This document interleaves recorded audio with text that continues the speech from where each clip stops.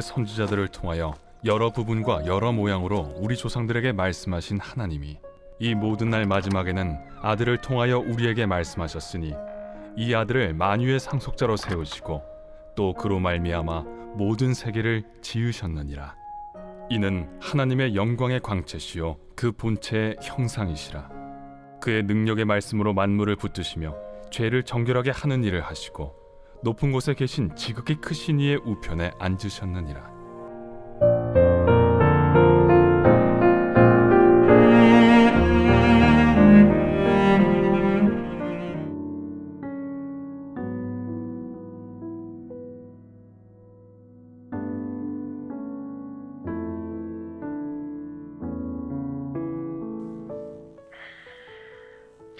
여러분 성경책에 구약 성경 맨 앞쪽에서 몇 페이지 넘기시면요, 구약 성경 다음에 요 구약 목록이 나오고요, 바로 뒤에 보면 성경 책명 약자표라는 게 있습니다. 요걸 한번 펼쳐 보시겠습니까? 성경 책명 약자표. 오늘 제가 신약을 말씀드릴 텐데, 혹은 신약 성경 맨 처음에는 신약 목록이 있는데 맨 앞부분을 펼치는 게 편하니까요. 자, 성경 책명을 펼쳐 놓으시고 오늘 말씀을 한번 들어보시기를 바랍니다. 오늘부터 우리가 이 히브리서라는 말씀을 살펴보게 됩니다. 신약 성경이 전부 몇 권이냐 하면은 27권입니다. 어떤 분들은 아니 목사님 우리는 신학생도 아닌데 꼭 이런 거를 다 알아야 됩니까? 중요합니다. 이단에 빠지지 않기 위해서도 중요합니다. 신약 성경의 목록들만 제대로 이해하고 있어도요, 이단이 하는 말들이 대부분 틀렸다는 걸 알게 됩니다. 이단은 계시록을 중심으로 하게 되거든요. 끝을 중심으로 합니다. 재판을 하는데 끝을 정해놓고 하는 게 얼마나 위험한 일입니까? 어차피 넌 유죄야. 어차피 넌 감옥에 갈 거야. 어차피 넌 사형이야. 끝을 정해놓고 재판을 한다는 건 대단히 위험한 일입니다. 성경은 그런 책이 아닙니다. 처음부터 끝까지. 그래서 오늘 제가 신약의 목록 혹은 신약의 역사를 잠시 말씀드릴 텐데 잘 들어보시기 바랍니다. 신약 성경이 27권 있는데 이걸 누가 정했냐? 예수님이 정했냐? 그렇지는 않습니다. 하나님이 정했냐? 그렇지는 않고 주후 397년에 지금 기준으로 하면 거의 1600년 전의 일인데요. 아프리카 북부의 오늘날의 튀니지, 우리는 보통 튀니지라고 부르는데 영어로는 튀니스라고 쓰는데, 이 튀니지라는 나라가 있습니다. 그러니까 아프리카 지도를 혹시 생각해 보시면 맨 북쪽에, 맨 오른쪽에 이집트, 그 옆에 리비아, 이 두 나라는 좀 큰데 가운데 그 옆에 이제 아프리카 중간쯤에, 북쪽의 중간쯤에 이 튀니지라는 도시가 있고, 이 튀니지라는 나라에 이 나라에 카르타고라는 도시가 있었습니다. 근데 그 당시에는 그 지역을 그냥 카르타고라고 불렀습니다. 이 카르타고에서 회의를 했습니다. 당시에 성경을 연구한 학자들이 또 유대인들이 모여서 우리 구약은 이미 정리가 돼 있었거든요. 창세기부터 말라기까지. 그럼 우리 신약 성경에 도대체 어떤 신약 성경에 27권이 정해졌다는 거는 이 27권 말고도 다른 책들이 여러 권 있었다는 겁니다. 예를 들면 도마 복음이라는 것도 있습니다. 도마가 예수님의 제자 가운데, 우리는 보통 예수님을 배반한 사람으로 말하는 의심이 많은 도마라는 사람도 쓴 책이 있거든요. 도마 복음을 넣어야 될 것인가 말 것인가 하고 회의들이 벌어졌습니다. 자, 그러면서 그때 정해진 책이 27권입니다. 먼저는 복음서가 있었죠. 마태, 마가, 누가복음. 근데 여러분 신약의 순서가요, 복음서 먼저 된 게 아닙니다. 예수님에 관한 말씀이니까 복음서를 앞에 둔 것입니다. 복음서보다 먼저 기록된 것은요, 사도행전을 중심으로 한 바울의 편지 13권입니다. 우리 지금까지 그거 했거든요. 꽤 오랫동안 했습니다. 제가 새벽 시간에는 신약 성경 합니다. 제가 주일에 구약어를 본문을 정하니까, 아니 정영교회는 신약은 설교 안 합니까? 새벽 설교 새벽에 나오시거나 새벽에 들으시면 됩니다. 신약은 꽤 여러 번 지금 두 번째를 거의 맞춰가고 있는 겁니다. 이제 일반 서신하고 요한계시록 하면은 신약이 두 번째 마치거든요. 자, 한번 보십시오. 신약 성경 27권이 어떻게 정해지느냐 하면, 순서들이 어떻게 되느냐 하면요, 바울이 중심이 됩니다. 예수님이 중심 아닙니까? 물론 예수님이 중심이죠. 그런데 성경의 순서를 정할 때는 바울의 편지와 사도행전들이 먼저 정리됩니다. 자, 바울의 나이를 어떻게 보냐 하면은 예수님과 비슷하다, 혹은 어떤 학자들은 예수님과 동갑이다. 요즘 한국 사람들이 하는 말로는 갑이다, 이름이 같다라는 말이죠. 그렇게 봅니다. 그러면 그 근거 중에 몇 가지들이 있는데 성경에서 찾아보면 사도행전 8장에 스데반이라는 집사님이 죽임을 당할 때 돌에 맞아서 죽지요. 그때 앞장선 사람이 누굽니까? 바울이거든요. 그때 당시 이름은 사울. 당시에 유대 사회에서 사람들 앞에 서려면 보통 나이가 30세 이상 돼야 됩니다. 그래도 30살쯤 되면 유대 사회에서 어른으로 인정했습니다. 요즘 30살은 거의 애기죠. 애기. 30살이라도 뭐 애기처럼 그런 사람들도 많지만 그때는 30세가 되면은 어디 가서 자기 주장을 펼치고 그래 저 사람은 30살이 된 사람이니까 우리가 인정할 만해. 그래서 바울이 30세 이상이 되어서 종교 지도자로서 그의 친구라고 알려진 스데반을 죽이는데 앞장서게 됩니다. 그 바울이 언제쯤 죽게 되느냐면요. 주후 64년 경에 죽게 됩니다. 그게 디모데후서에서 바울이 우리가 지금까지 10번 동안 디모데후서를 살펴보았는데 내가 이제 하나님 앞에 갈 날이 가까웠다. 디모데야, 내가 너한테 마지막으로 편지 쓴다. 너 에베소에서 이렇게 목회해야 된다라는 그 편지를 우리가 디모데에서 보았거든요. 자, 그때 디모데전서, 디모데후서가 특히 쓰여질 때 상황이 어땠냐면 사람들이 계속 믿음에서 떠났습니다. 아니 예수님은 부활하시고 승천하시면서 내가 반드시 다시 온다라고 했는데 안 오거든요. 30여 년이 지났단 말입니다. 30여 년이. 우리는 보통 내 당대에 뭔가 이루어지지 않으면 내가 간절하게 기도했는데 하나님 역시 내가 살아있을 때는 이거 안 되는 겁니까? 그럼 우리 마음에 낙심이 생기지 않습니까? 이게 안 되는 일이구나. 그런 상황입니다. 그래서 사람들이 특히 사도 바울이 로마에서 순교당한 이후에 기독교를 떠나는 사람이 많아졌습니다. 혹은 사도 바울이 마지막으로 감옥에 갇혔고 또 로마 황제들이 기독교를 극심하게 핍박했거든요. 불에 태워서 죽이고 사자들의 밥으로 기독교인들을 던지면서 예수 믿는 것이 정말 힘들게 되었습니다. 그래서 신앙을 떠난 사람들, 바울이 많은 사람들의 이름을 기록했잖아요. 누구는 어디로 갔고 누구는 세상을 사랑하여 갔고 그 많은 이름들이 등장하는 이유도 바로 그렇습니다. 자, 그런데 이 히브리서라는 성경은요. 자, 조금 더 나가야 됩니다. 그래서 이 신약이 성경이 정리되는 것부터 다시 한번 나가보고 히브리서로 다시 돌아오겠습니다. 바울이 사도행전의 13장, 14장, 15장에서 보면은 선교 여행을 하거든요. 오늘날의 터키 지역을 제일 먼저 갑니다. 터키 지역에서 만나게 되는 도시들이 있고 그리고 이제 유럽으로 건너가게 되는데 터키 지역에서 만난 도시들을 끝내고 유럽으로 건너가서 제일 먼저 만나게 된 도시들이 데살로니가라는 도시입니다. 그래서 데살로니가 전서와 후서가 등장합니다. 바울이 데살로니가에 복음을 전하고 왔는데 너무 짧은 시간 동안 머물렀어요. 제가 지금 7년 동안 정향교회 설교해도 제대로 제가 늘 생각한단 말입니다. 내가 지금 성경을 가능하면 전체를 제대로 설교하고 있는가 저는 늘 생각하거든요. 제가 늘 생각하는 것 또 한 가지는 교회를 정리해야 되는데 교회에 우리 이제 물건들이 점점 많아졌단 말이에요. 그런데 설교를 준비하다 보면은 그냥 일주일이 지나가요. 그렇다고 또 설교 준비를 안 할 수는 없잖아요. 그렇게 또 일주일이 지나가고 또 벌써 금요일이 되었습니다. 자, 사도행전에서 중심으로 데살로니가 전후서가 먼저 쓰여지고요. 그때 데살로니가 전후서의 중심은 부활을 의심하는 자들이 항상 중심입니다. 바울의 많은 편지들이 그렇지만 그러고 나서 사도 바울이 이어서 쓰는 편지들이요. 고린도전서와 고린도후서입니다. 왜냐하면 사도 바울이 방문한 지역들의 차례차례로 쓰는 것입니다. 특히 고린도전서는 교회에 문제가 많죠. 합치면 전서, 후서 합치면 무려 29장인데 신약에서 제일 긴 장수로는 제일 많은 게 고린도전후서입니다. 마태복음보다 더 깁니다. 왜 그랬을까? 교회 안에 많은 문제들이 있었기 때문에. 그래서 고린도전후서를 교회 문제 종합 백화점이다 그렇게 부르기도 합니다. 그러다가 사도 바울이 이제 로마로 갈 계획을 하면서 로마는 방문하기 전에 쓴 편지입니다. 내가 로마에도 가봐야 할 텐데 내가 가려고 자꾸 계획하는데 뭔가 뜻대로 되지 않으니까 먼저 편지를 쓴다. 그래서 로마서에는 감정이 들어가지 않습니다.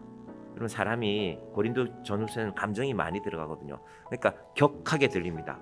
바울이 화가 많이 났구나 이런 부분들도 있거든요. 근데 로마서에는요 차분하게 복음을 정리합니다. 그런 점에서 로마서는 복음이 잘 정리된 책입니다. 그러다가 사도 바울이 고린도 전후서 로마서를 쓴 후에 예루살렘에 다시 가게 됩니다. 사도행전 15장인데 구제 헌금을 전달할 일이 생겼거든요. 바울이 선교한 교회들이 예루살렘이 지금 기근이 들어서 힘든 상황입니다. 우리가 예루살렘 교회를 도웁시다 하니까 헌금을 했단 말입니다. 그때는 계좌 이체를 못하니까 직접 가야 돼요. 그래서 갔는데 유대인들이 바울을 붙잡습니다.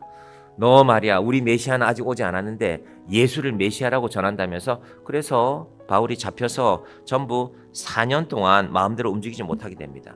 가이사라라는 곳에서 2년을 잡혀 있고, 우리말로 하면 구치소입니다. 구치소. 황제 앞에 가기 전에 거기 있다가 다시 로마로 가서 황제 재판을 받기까지 2년이 걸리는데, 이때 뭘 하느냐? 에베소서, 빌립보서, 골로새서, 빌레몬서, 옥중서신이라고 하거든요.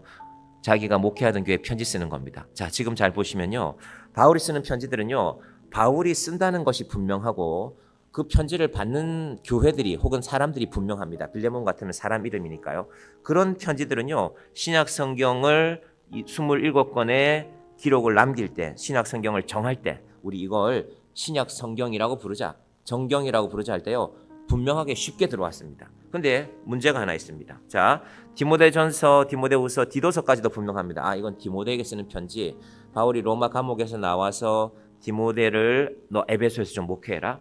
디도는 너는 그레데라는 섬에서 좀 목회해라 라고 보낸 편지니까 거기까지는 분명한데, 이제 디모데후서, 바울이 거의 순교할 때가 가까웠을 때 그때쯤 쓴 편지로 바로 이 히브리서를 봅니다. 문제는 히브리서는 누가 쓰는 건지를 말을 안 합니다.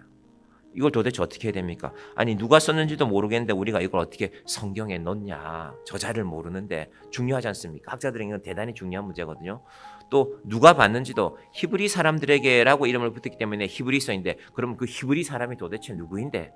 서울에 가서 너 집은 어디냐? 군대 오면 그런 거 잘 묻거든요. 예, 집이 서울입니다. 서울이 다 네 거냐? 뭐 서울이 다 니네 집이냐? 이런 얘기를 하는데, 히브리 사람 중에 저자가 받는 사람이 분명해야 되는데 그것도 분명하지가 않습니다.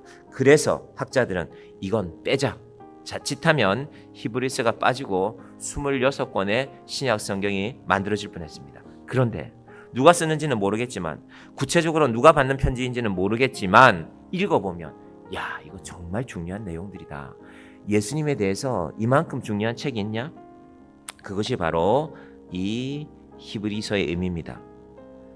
지금도 여전히 성경을 연구하는 사람들은 히브리서는 누가 썼다, 아니면 이거 모르는 거다, 우리 모르는 거 아는 척하지 말자, 이야기들 많습니다. 우리가 읽으면 됩니다. 우리가 읽고, 아, 이거 예수님 말씀하시는구나, 우리가 믿으면 됩니다. 그래서 오늘의 순서가 히브리서인데, 이제 이 히브리서를 시작으로 바울과 관련 없는 편지들 8권이 시작됩니다. 이렇게 됩니다. 히브리서, 야고보서, 베드로 전후서, 이 순서들 보시면 됩니다.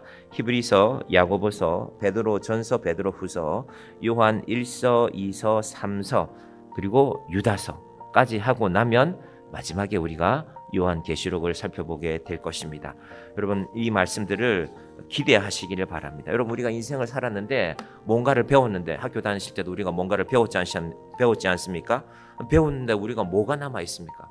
학교 다닐 때 뭐를 공부했고, 저도 태목공학 공부했단 말입니다. 뭐 건설회사에서 잠깐 일해보기도 했지만은, 물론 하나님이 쓰시는 일들이 있겠지만요, 우리가 정말 배워야 할 것을 말씀으로 정리하십시다. 이 신천지에 빠진 사람들 돌아와서 제가 이렇게 들어보면요, 아니, 저희 대학 청년부에도 그런 친구가 한 명 있었는데, 야, 이 순서들 우리가 수련회 가서 다 했지 않냐? 이 순서만 생각해보면 그 사람들이 가르치는 게 엉터리 아니냐? 왜 계시록을 중심으로 성경을 보냐? 계시록은 결론인데 창세기부터 유다서까지 보고 계시록을 봐야지. 그러면 그들의 주장이 엉터리라는 거 아니냐?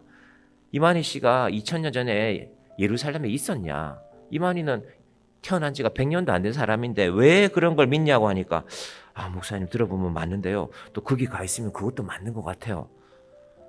순수해서 아마 그런 것 같습니다. 이 성경책이 신약 성경을 포함해서 우리 일반인들에게 손에 전해진 거는요, 이제 약 500년 정도 됩니다. 독일이 제일 먼저 했거든요. 유럽에 많은 나라들이 있는데, 그래도 역시 유럽의 제일 강한 나라 한 나라를 뽑으라면 독일 아닐까요? 뭐 영국도 강하고 프랑스도 강하지만 독일은 전 유럽을 상대로, 전 세계를 상대로 전쟁을 했던 나라 아닙니까? 왜 독일 사람들이 그렇게 똑똑해졌을까? 뭐 많은 학자들의 주장이 있지만 제일 먼저 글을 알았으니까, 성경을 통해서. 유럽 학자들의 공통된 주장입니다. 그 독일이 그렇게 성경을 활동하는 이태리 사람들에게 미안하지만 이태리 사람들은 성경이 늦게 전해졌거든요. 가톨릭의 영향 아래 있었으니까 신부들은 성도들에게 성경을 전해주지 않았습니다. 우리말 들으면 돼. 너무 성경만 읽으면 너무 똑똑해지면 안 돼. 신부님들에게 그런 말해서 미안하지만은 오랫동안 그 방향을 주지했습니다. 너무 많이 가르치지 마라. 그림 좀 그려주고 그림 보고 은혜 받고 그렇게 하면 되지. 신앙은 교황을 중심으로 신부가 전하는 것이지. 그래서 신부를 파파라고 부르잖아요. 아버지라고. 올해일부터는 이제 이 히브리서를 여러분들에게 전해갈 것입니다. 읽어보시면 저자가 누구인지 모르지만 예수님에 관해서 이만큼 쓴 책이 있을까? 오늘 본문 읽었으니까 본문만 잠깐 보고 마칠까요? 히브리서 1장 1절부터 3절까지 보시면요. 시작은 이렇습니다. 옛적에 선지자들을 통하여. 자, 옛적이란 구약입니다. 예수님이 오시기 전에는 구약에서는 선지자들을 통하여서, 선지자는 누구일까? 엘리야, 엘리사. 그러니까 모세오경의 책을 뺀 그 이후에 나오는 이사야를 비롯한 많은 하나님의 말씀을 대언하는 사람들은 선지자인데, 옛적에는 선지자들을 통하여 여러 부분과 여러 모양으로, 구약 성경이 많잖아요. 우리 조상들에게 말씀하신 하나님이. 왜 이런 얘기하면요, 유대인들이거든요. 유대인들. 쓴 사람도 유대인입니다. 적는 사람도 유대인입니다. 유대인과 유대인 사이에는요, 유대 관계가 있습니다. 말이 좀 장난처럼 됐지만요, 유대인들은요, 자기 역사를 압니다. 무슨 몇 글자 적어놓으면 이거 아브라함이 하신 말씀인데, 또 몇 글자 적어놓으면 이거 모세가 하신 말씀이잖아. 유대인들은 압니다. 금방 알아챕니다. 그래서 유대인과 유대인들 사이에는 유대 관계가 있습니다. 이렇게 이해하시면 됩니다. 자, 김구 선생이 독립운동을 했단 말입니다. 그런데 김구 선생이 독립운동해서 남편을 독립운동하는데 보낸 사람들이 있을 거 아닙니까? 근데 독립운동하는 게 힘들잖아요. 고초도 당하고 감옥에 끌려가기도 하고 심지어 죽기도 하고. 그래서 독립운동을 했지만 너무 고생했기 때문에 김구라는 이름만 들어도 치가 뚫려요. 김구, 내가 만나게만 해봐라. 가만두나. 괜히 우리 남편한테 독립운동하자 해갖고 우리 집안이 이 꼴이 났네 라는 상황이 있다고 칩시다. 그래서 김구 선생이 더 이상 자기 이름을 편지에 쓸 수가 없어요. 남편이 독립운동하다가 죽었는데 그분의 슬픔을 좀 위로하고 싶은데 김구라는 이름만 봐도 치를 뜨니까, 그래서 김구라는 이름을 빼고 편지를 보냈다고 칩시다. 김구라는 이름은 빠졌는데 당신 남편은 나라를 위해서 이 큰 희생을 하셨습니다. 우리 조국은 그 남편을 끝까지 기억할 것입니다. 위로가 되는 것이죠. 김구라는 이름이 빠졌으니까. 히브리서를 그런 관점으로 보실 수 있습니다. 자, 저 개인적으로는요, 저는 히브리서를 바울이 썼다고 봅니다. 이건 제가 히브리서 하면서 차차 나오게 될 것입니다. 2절, 이 모든 날 마지막에는 아들을 통하여. 자, 옛적에는 선지자들을 통하여서, 이제는 아들을 통하여서 우리에게 말씀하셨으니 이 아들을 만유의 상속자로 세우시고 또 그로 말미암아 모든 세계를 지으셨느니라. 이제는 아들이 왔다는 것입니다. 여러분, 종이 100명이 있어도 아들만 하지는 못하잖아요. 우리나라 국회의원을 비롯한 약 600명이 트럼프 대통령 취임식에 참석한다고 미국 갔는데요, 초청장을 받지 못해서 들어가지를 못했어요. 단 2사람 들어갔습니다. 신세계그룹의 정용진 회장하고, 그리고 여의도 순복음교회 목사님, 이영훈 목사님인가요? 그분이 들어가셨다 하더라고요. 왜? 아들을 알았으니까. 트럼프의 아들이 한국 국회의원들하고 많은 사람들이 와 있었지만 2분만 들어오세요. 아들이 정하는 거니까. 백악관에 권력자가 많지만 아들이 정하는 것입니다. 그 아들 이야기를 이제 하겠다는 것입니다. 3절 같이 볼까요? 이는 하나님의 영광의 광채시오 그 본체의 형상이시라. 그의 능력의 말씀으로 만물을 붙드시며 죄를 정결하게 하는 일을 하시고 높은 곳에 계신 지극히 크신 이의 우편에 앉으셨느니라. 예수님은 창조자시고 예수님은 구원자시고 이제 그런 의미들을 설명해 나갈 것인데 오늘은 여기까지 말씀드리겠습니다. 여러분, 히브리서 우리가 아마 11월 내내 살펴보게 될 것입니다. 여러분 마음에 우리에게 오시는 성탄절에 우리에게 오시는 예수님은 어떤 분이실까? 히브리서를 통하여서 예수님을 깊게 알아가시고 히브리서를 통하여서 마음의 기쁨도 누리시고 또 히브리서를 읽다 보면 이분이 우리를 위해서 이런 고난을 당하셨구나, 눈물도 흘리시는 그런 은혜가 우리 가운데 충만하기를 간절히 축원드립니다. 기도하겠습니다. 하나님 아버지 감사합니다. 오늘부터 히브리서 말씀을 살펴보게 됩니다. 아버지 하나님, 옛적에는 선지자들을 통해서 말씀하셨는데 하나님 우리에게 아들을 보내셨습니다. 예수님이 이 땅에 오신 성탄을 기다리며 우리가 이 히브리서 말씀을 깊이 묵상하며 하나님, 정말로 하나님의 아들이 우리에게 오셨군요. 하나님, 그 아들이 이런 고난을 당하셨습니까? 하나님, 그리고 그 아들이 나를 위해 죽으신 것이 사실이군요.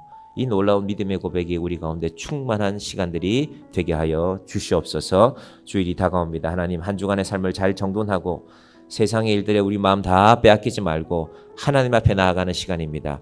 아침마다 기도하며 또 삶을 정돈하며 정결한 마음으로 하나님께 예배하는 주의 자녀들 되게 하여 주시옵소서. 예수님의 이름으로 기도드립니다. 아멘.